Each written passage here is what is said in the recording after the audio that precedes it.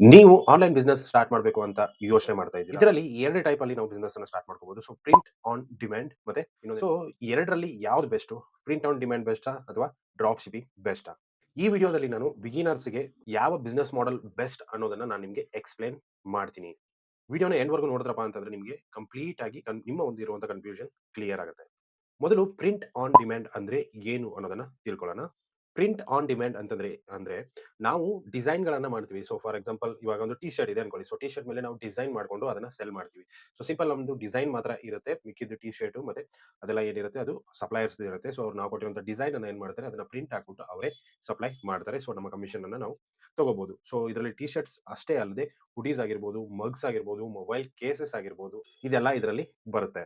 Customer order ಮಾಡಿದ ಮೇಲೆ ಮಾತ್ರ ಇದೊಂದು ಏನಂತಂದ್ರೆ ಪ್ರಿಂಟ್ ಆಗಿ ಶಿಪ್ ಆಗುತ್ತೆ. ಮೊದಲೇ ಸ್ಟಾಕ್ ಇಟ್ಕೊಳ್ಳೋ ಅವಶ್ಯಕತೆ ಬರಲ್ಲ. ಎಕ್ಸಾಂಪಲ್ ಹೇಳ್ಬೇಕಂತಂದ್ರೆ ನೀವು ಒಂದು ಕಸ್ಟಮ್ ಟೀ ಶರ್ಟ್ ಡಿಸೈನ್ ಒಂದು ಮಾಡಿದೀರಾ ಅನ್ಕೊಳ್ಳಿ. ನಿಮ್ಮ ವೆಬ್‌ಸೈಟ್ ಅಲ್ಲಿ ಡಿಸೈನ್ ಮಾಡ್ಬಿಟ್ಟು ಹಾಕಿದ್ದೀರಾ ಇಷ್ಟು ಪ್ರೈಸ್ ಅಂತ. ಯಾರಾದ್ರೂ ಕಸ್ಟಮರ್ ಆರ್ಡರ್ ಮಾಡಿದ ಕೂಡಲೇ ಏನ್ ಮಾಡುತ್ತೆ ಕಂಪನಿ ಒಂದಕ್ಕೆ ಏನಾಗುತ್ತೆ ನೀವು ಟೈ ಅಪ್ ಆಗಿರ್ತೀರಾ. ಟೀ ಶರ್ಟ್ ಕಂಪನಿಗೆ ಟೈ ಅಪ್ ಆಗಿರ್ತೀರಾ. ಅವ್ರಿಗೂ ಕೂಡ ಒಂದು ಪಾಪ್ ಅಪ್ ಹೋಗುತ್ತೆ ಅಂದ್ರೆ ನೋಟಿಫಿಕೇಶನ್ ಹೋಗುತ್ತೆ ಆರ್ಡರ್ ಬಂದಿದೆ ಅಂತ. ಆ ಡಿಸೈನ್ ಅನ್ನ ಅವ್ರು ಏನ್ ಮಾಡ್ತಾರೆ ಪ್ರಿಂಟ್ ಹಾಕ್ಬಿಟ್ಟು ಅವರೇ ಶಿಪ್ ಮಾಡ್ತಾರೆ. ಸೆಕೆಂಡ್ ಒನ್ ಏನಂತಂದ್ರೆ ಡ್ರಾಪ್ ಶಿಪ್ಪಿಂಗ್ ಅಂದ್ರೆ ಏನು? ತುಂಬಾ ಸಾರಿ ಹೇಳಿದೀನಿ ಡ್ರಾಪ್ ಶಿಪ್ಪಿಂಗ್ ಅಂದ್ರೆ ಏನು ಅಂತ ಪದೇ ಹೇಳೋ ಅವಶ್ಯಕತೆ ಇಲ್ಲ. ಬಟ್ ಏನಂತಂದ್ರೆ ನಾನು ಹೇಳ್ತೀನಿ ಯಾವುದೇ ತರದ ಒಂದು ಸ್ಟಾಕ್ ಇಟ್ಕೊಳ್ಳದೇನೆ ಪ್ರಾಡಕ್ಟ್ ಅನ್ನ ನೀವು ಸೇಲ್ ಮಾಡೋದನ್ನೇ ಡ್ರಾಪ್ ಶಿಪ್ಪಿಂಗ್ ಅಂತ ಕರಿತೀವಿ.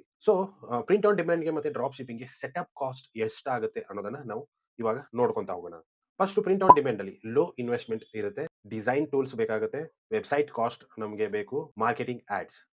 ಇಷ್ಟು ನಮಗೆ ಬೇಕಾಗುತ್ತೆ. ನೆಕ್ಸ್ಟ್ ಡ್ರಾಪ್ ಶಿಪ್ಪಿಂಗ್ ಅಲ್ಲೂ ಕೂಡ ಅಷ್ಟೇ ಇರುತ್ತೆ. ಲೋ ಆರ್ ಮೀಡಿಯಂ ಇನ್ವೆಸ್ಟ್‌ಮೆಂಟ್ ಇರುತ್ತೆ. ವೆಬ್‌ಸೈಟ್ ಬೇಕಾಗುತ್ತೆ. ಆಡ್ಸ್ ಬಜೆಟ್ ಮ್ಯಾಂಡೇಟರಿ ಆಗಿ ಅದೇ ರೀತಿಯಾಗಿ ಟೆಸ್ಟಿಂಗ್ ಪ್ರಾಡಕ್ಟ್ ಅಂದ್ರೆ cost.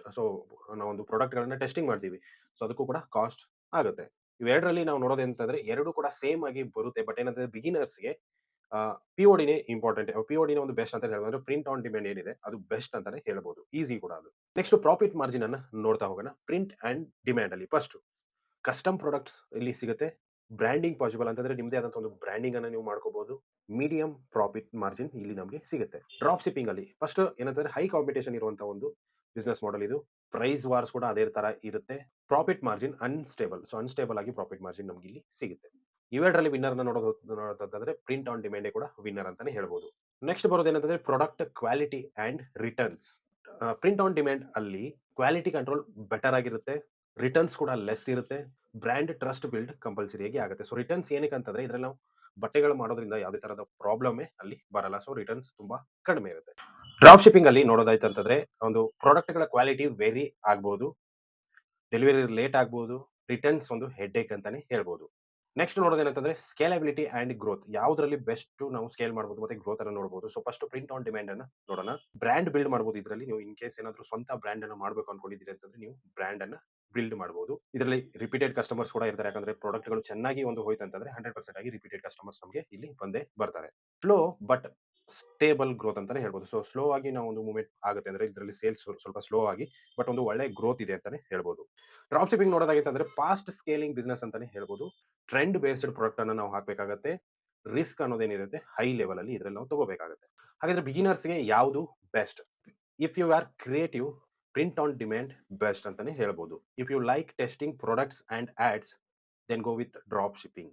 If you want long term brand, then you will go with print on demand.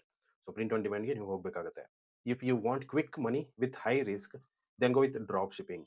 Beginner ಆಗಿದ್ರೆ ಪ್ರಿಂಟ್ ಆನ್ ಡಿಮ್ಯಾಂಡ್ ಅನ್ನ ಸ್ಟಾರ್ಟ್ ಮಾಡಿ. ಯಾಕಂದ್ರೆ ಅದೊಂದು ಸೇಫ್ ಮತ್ತೆ ಸಸ್ಟೈನೇಬಲ್.